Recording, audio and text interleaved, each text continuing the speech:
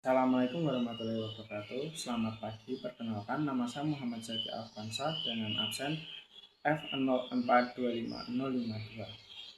Pada kesempatan saat ini saya akan membahas tentang financial analysis pada Petrosia Tbk. Petrosia Tbk sendiri merupakan perusahaan jasa tambang dan konstruksi yang sudah berdiri lebih dari 50 tahun. Dengan 3 fokus utama, yang pertama jasa tambang, konstruksi, dan logistik. Lanjut, kita langsung masuk ke dalam materi. Yang pertama, saya ingin membahas tentang analisis likuiditas. Yang pertama, current ratio Petrosia sebesar 1,27.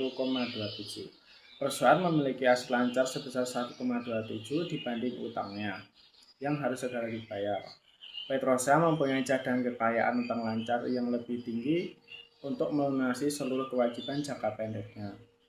Yang kedua, quick ratio sebesar 1,21. Angka ini menandakan bahwa aset Petrosia sebagian berbentuk kas dan piutang yang sangat likuid dan mudah dicairkan. Dengan analisis likuiditas seperti ini, perusahaan memiliki ketahanan yang baik terhadap risiko gagal bayar dan berada dalam posisi yang kredibel di mata pemberi pinjaman maupun mitra bank.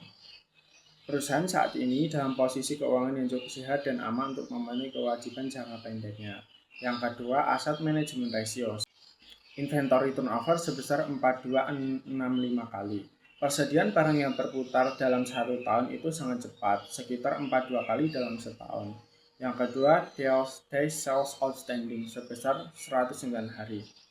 Dibutuhkan waktu sekitar 109 hari untuk menagih hutang dari pelanggan. Penagihan piutang tergolong sangat lambat dan tidak tegas dalam mengikuti piutangnya. Yang ketiga, fixed asset turnover sebesar 1,03 kali. Setiap $1 yang diinvestasikan pada aset tetap seperti mesin atau bangunan hanya menghasilkan penjualan sebesar 1,03 kali, yang dimana ini sangat tidak efisien karena hanya selisih 0,3 kalinya saja. Yang terakhir, total asset turnover sebesar 0,56 kali.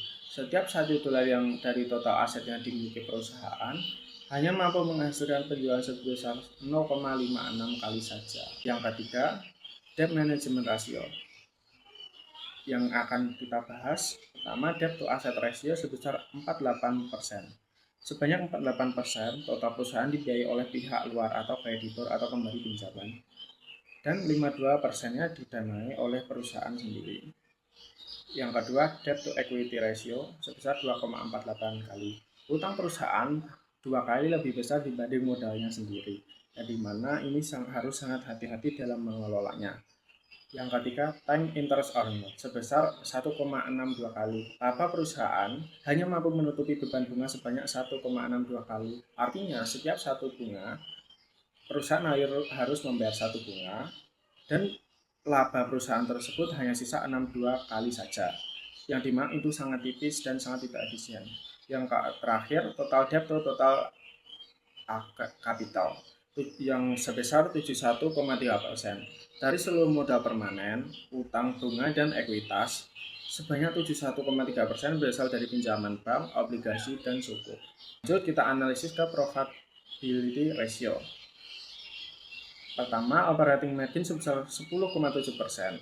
Setiap 100 penjualan, perusahaan mempunyai sisa 10,7 setelah membayar biaya produksi dan gaji karyawan.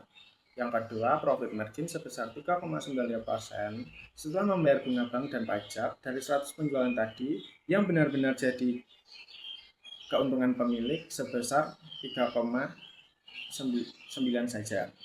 Yang ketiga, basic earning power sebesar 6%. Kemampuan purni perusahaan dalam menghasilkan laba operasi sebesar 6%. Hal ini normal dalam dunia pertambangan dan konstruksi. Yang keempat, ROA sebesar 2,2. Setiap 100 aset hanya menghasilkan laba bersih 2,2. Perusahaan punya aset banyak, namun perusahaan tersebut belum menghasilkan uang yang sepadan atas asetnya. Yang kelima, ROE sebesar 11,4%. Setiap 100 modal menghasilkan keuntungan sebesar 11,4.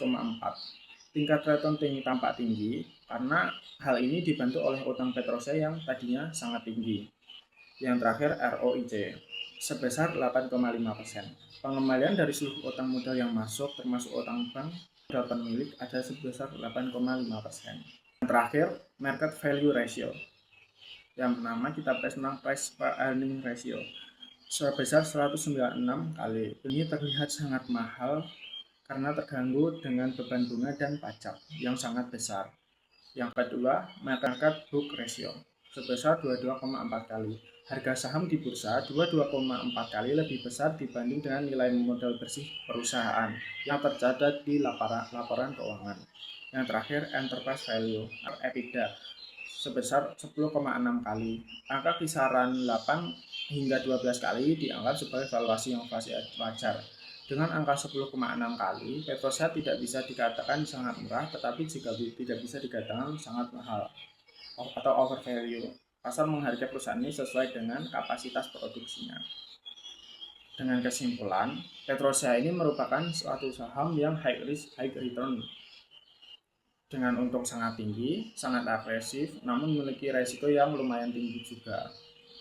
Petrosia ini sangat cocok untuk investor agresif yang ingin mengejar pertumbuhan dengan cepat, asalkan mereka disiplin memasang batasan rugi atau stop loss. Baik, terima kasih. Sekian presentasi dari saya. Jika ada salah kata atau salah pengucapan, mohon maaf sebesar-besarnya.